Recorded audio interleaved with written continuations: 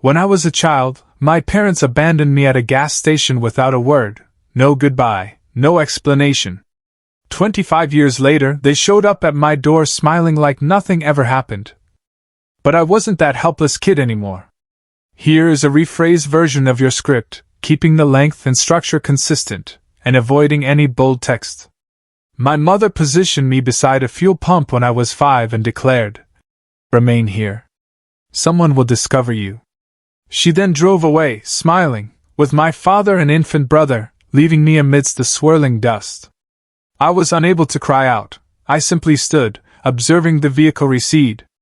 25 years later, they entered my workspace and announced, "We are your kin. We have returned to reclaim you. It is always a pleasure to have you with us. Before we delve in, please let us know your location, your city, state, or even country." Now, back to the narrative. I was 5, standing barefoot by the gas pump. The Texas sun was scorching the fissured asphalt beneath me. My cherry-flavored frozen treat, my favorite, was rapidly melting, its crimson stickiness trickling down my wrist. Mother had given it to me an hour prior, as we rattled into this dusty service station off Highway 87. Our old Ford pickup was sputtering as if on the verge of breaking down. "Just a quick stop, Ellie," she had murmured, her voice thin, as if she were holding her breath.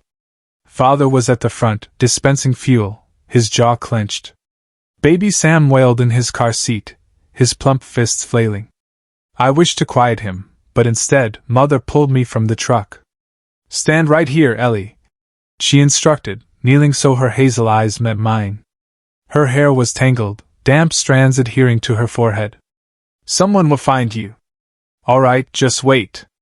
Her fingers grazed my cheek, trembling, and I detected the scent of stale coffee on her breath, the same as each morning when she'd sip from her chipped mug at the kitchen table. Father tossed the fuel nozzle back, muttering, "Ruth, we're running late." He would not look at me. He rarely did, not since Sam's arrival. I clung to that frozen treat, bewildered. "Where are you going, Mama?" My voice was faint, lost in the drone of cicadas. She offered no reply, simply climbed in, pulling Sam's blanket higher. The truck's engine roared to life, and I took a few steps, shouting, "Wait!" Dust stung my eyes as they sped off, tailpipes expelling dark smoke. I stood there, my heart pounding, watching the tail lights diminish until they vanished. The frozen treat dropped to the ground, a red pool spreading like blood. Hours elapsed. My throat burned, my legs wavered. Vehicles passed, people heading to worship or the feed store, but no one paused. I kept envisioning Mother turning back, her laughter filling the cabin as it used to when we'd sing Patsy Cline on lengthy journeys. But the sun descended low, and I was alone, merely a speck in that vast, empty lot. Then Hank, the mechanic, ambled over, his grease-stained hands gentle as he inquired, "Hey, kiddo, are you all right?" I was not. I questioned if I ever would be. Hank and June possessed little, a single wide mobile home with peeling paint and a sagging porch. But they made space for me that first evening. I sat on their sofa, a lumpy piece mended with duct tape, gazing at a faded photograph of them smiling by a fishing spot. Hank offered me a glass of sweet tea, the ice clinking, and stated, "You are secure here, Ellie." June knelt, slipping an old flannel shirt over my shoulders. It carried the scent of motor oil and lavender, a combination that stayed with me. I nodded, but internally, I was a tangle of inquiries.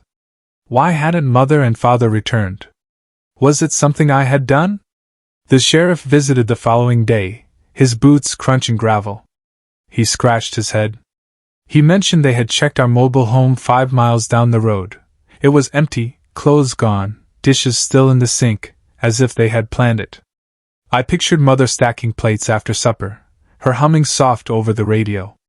It made no sense. June embraced me tightly, her apron dusted with flour from biscuits she had baked to lift my spirits. "We will sort it out," she whispered. But we did not. Days transformed into weeks, and I kept my gaze fixed on the horizon, awaiting that rusty truck's return. Hank began bringing me to the garage. He would prop me on a stool, hand me a wrench, and say, Hold this steady, kid. I appreciated its weight, the way grease stained my fingers.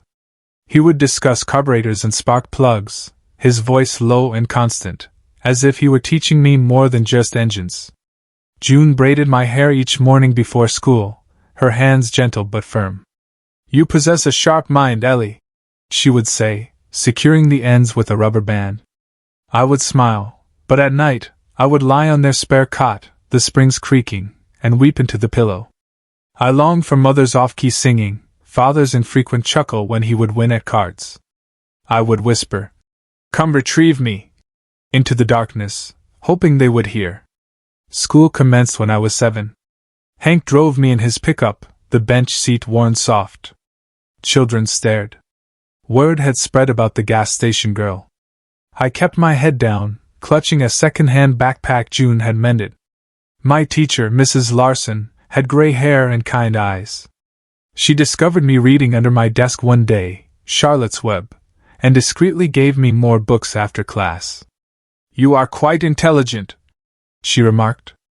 I devoured them, losing myself in narratives of children who endured worse. It was simpler than confronting the whispers in the lunchroom. Hank and June formalized things when I turned 8. Papers signed. A judge in a black robe nodded as if it were insignificant. They took me for ice cream afterward, vanilla soft serve from the Dairy Queen, dripping down the cone. Hank grinned. "You are a carver now." "Legally."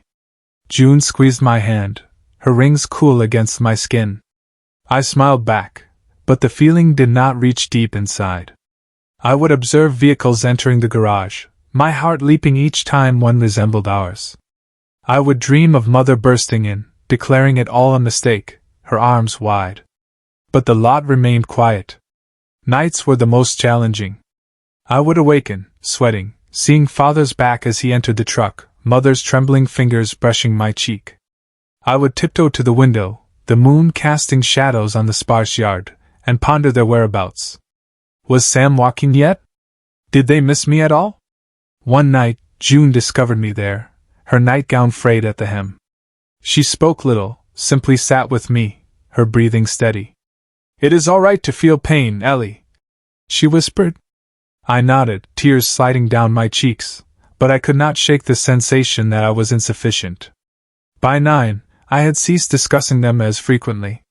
Hank taught me to change oil, his calloused hands guiding mine.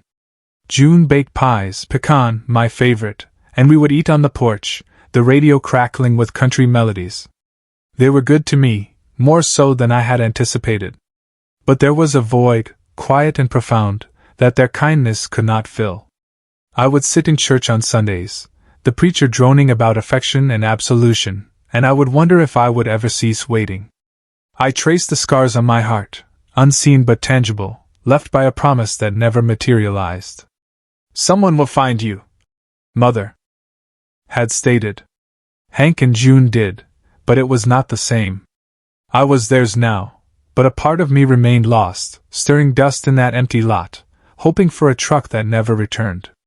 By 13, I was taller, all knees and elbows, and spent most afternoons at Hank's garage after school.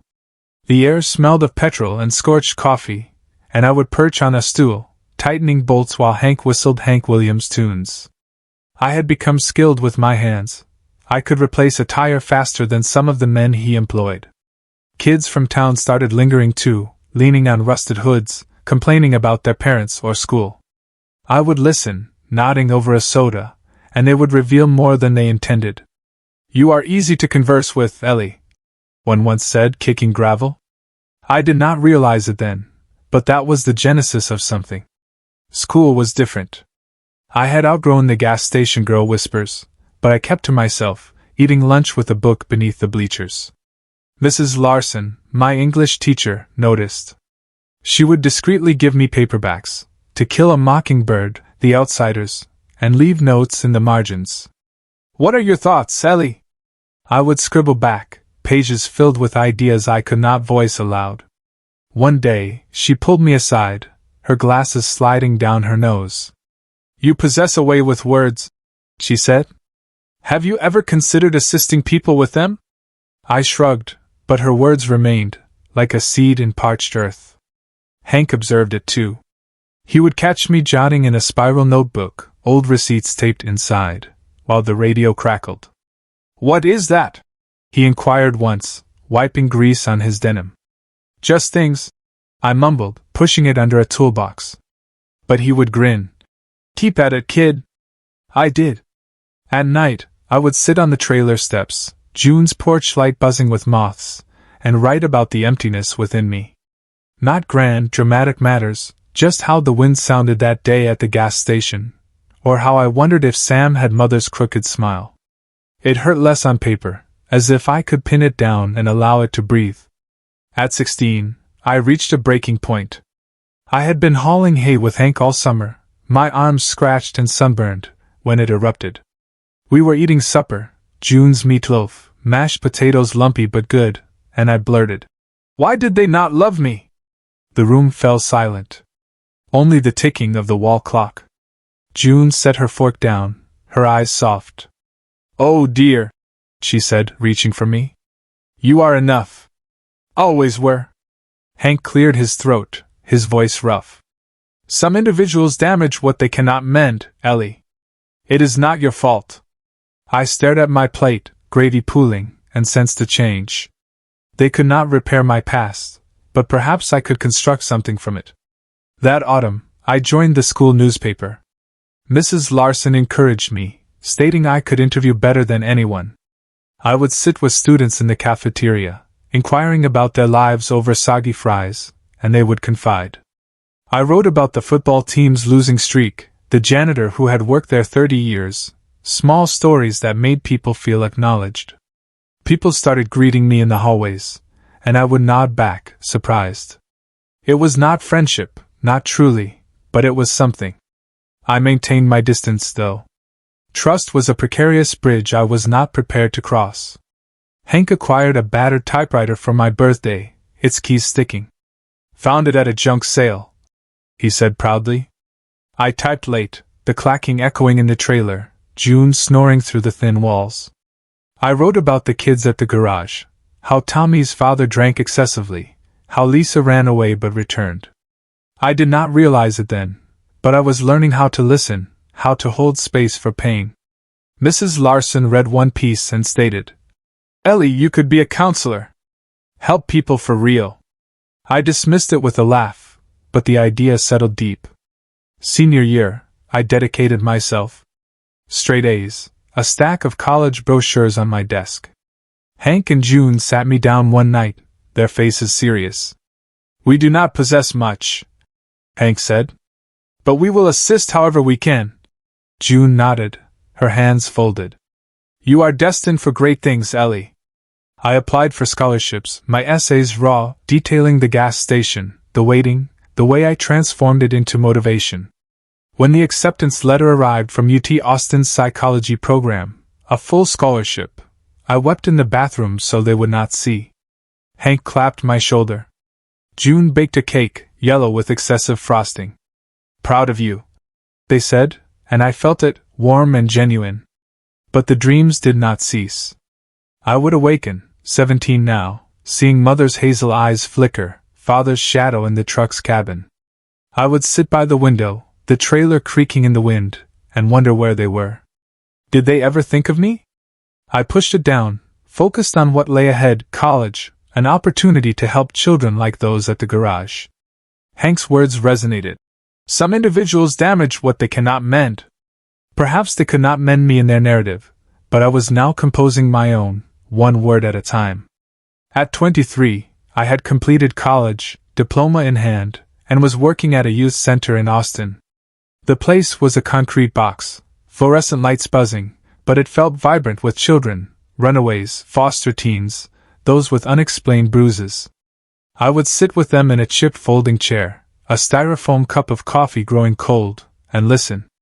"My stepfather is a jerk," one might mutter, picking at a hoodie string. I would nod silent, allowing them to unburden themselves. They would look at me, slender, freckled, hair in a messy bun, and perceive something they trusted. I understood it. That ache of being cast aside fueled me. I rented a one-bedroom apartment nearby, walls bare except for a framed photograph of Hank and June by the lake. Mornings, I would brew coffee in a pot June had mailed me, the drip steady as I watched the sun ascend over the city. I had moved 3 hours from home, but they would visit. June fussing over my refrigerator. Too much takeout, not enough greens. Hank would tinker with my leaky sink, grumbling about city plumbing. You are doing well, Ellie, he would say, and I would smile, feeling their pride like a warm quilt. My days were full, counseling, paperwork, coaxing children to open up. But at night, I would sit on my sagging couch, gazing at that photo, missing the trailer's creak. 2 years in, Hank suffered a heart attack. I received the call at midnight, June's voice trembling through static. He is gone, honey. I drove home in a daze, the highway blurring, and found her in the trailer, surrounded by casseroles neighbors had brought. Hank's toolbox sat by the door, wrenches gleaming. I sank beside it, tracing the cold metal, and sobbed deep, agonizing sobs that shook me. He had been my anchor, the one who had pulled me from that gas station dust. At the funeral, I wore his old flannel, too large, and stood by June as people shook our hands, murmuring, "He was a good man." I nodded, throat tight, feeling adrift once more. June sold the trailer after that, moving into my spare room. She would shuffle around in slippers, cooking chili or folding laundry, her hands slower now. "Do not require much space," she would say. But I observed the sadness in her eyes. I continued working, immersing myself in it. By 27, I had saved enough to establish Crossroads Haven, a non-profit for at-risk teenagers. We rented a storefront, peeling paint, a flickering sign, and I hired a couple of counselors, young ourselves, barely making ends meet. I would lead groups there, teens sprawled on beanbags, discussing disputes or substances or aspirations they dared not name. "You are not alone," I would tell them, my voice soft but firm. And they would look at me as if, perhaps, they believed it. I cherished it, the disorder, the breakthroughs. One girl, Maria, 15, all sharp edges, began attending regularly. She would sit quietly, then one day stated, "My mother abandoned me at a bus stop. You understand that, right?" I nodded, swallowing hard. "Yes, I do." She continued coming, softened a little. It was small victories like that, over burnt pizza and mediocre coffee, that sustained me. June beamed when I told her, "You are saving them, Ellie." I would shrug, but internally it felt like mending my own old wounds stitch by stitch. Then, at 29, something fractured. One of my kids, Jamal, 16, stopped showing up. He had been talkative, humorous, quick with a grin, working through his foster home challenges. I made calls, received nothing. Until a girl whispered, "He left with some couple, promising money. Shady individuals," she said. "Older, smooth-talking." My gut twisted. I delved deeper, questioned police, checked shelters. Word returned, a man and woman, mid-50s, preying on runaways with fabricated jobs. The description bothered me, her nervous laugh, his clipped voice. It could not be, but it persisted, a shadow I could not dispel. I would lie awake after that, June's snores drifting through the wall, and contemplate mother and father. I had not dreamed of them much lately, but now they crept back, mother's trembling fingers, father's turned back. Were they out there, still evading? Did Sam know my name? I pushed it down, got up, made coffee, focused on the children. Crossroads was expanding, donations trickled in. We added a hotline. I would answer calls at night, my voice steady for some frightened teen on the line. But that shadow grew. One evening, flipping through Jamal's file, I discovered a note he had left. "They said they knew you, Ellie." My breath hitched. "Knew me how?" June caught me staring at it one morning, her mug steaming. "What is troubling you?" she asked, her voice gentle. I shook my head. "Just a feeling." But it was not. It was a thread coming loose, unraveling years I had painstakingly mended. I continued, met with benefactors, hugged Maria when she earned her GED, but my mind wandered. I would drive past the gas station on my way home now, a mini-mart, and feel that old dust in my throat. I had built a life, a good one, with chipped chairs and children who needed me. But something was stirring, a confrontation I did not desire but could not evade. I would sit with June at supper, her cornbread warm, butter melting, and wonder if the past was nearer than I thought, awaiting its knock. I was 30, utterly exhausted after a day at Crossroads Haven, when June met me at the door, her apron twisted in her hands. "Two individuals came by," she said, her voice low. "Asked for you by name. They are waiting at the center." My stomach dropped. I had been pursuing leads on Jamal's disappearance for weeks, that nagging suspicion growing sharper. I grabbed my keys, drove over, the Austin dusk heavy with heat. Inside, the lobby was dim, just the hum of the vending machine. Then I saw them, mother, father, and a lanky young man with my freckles.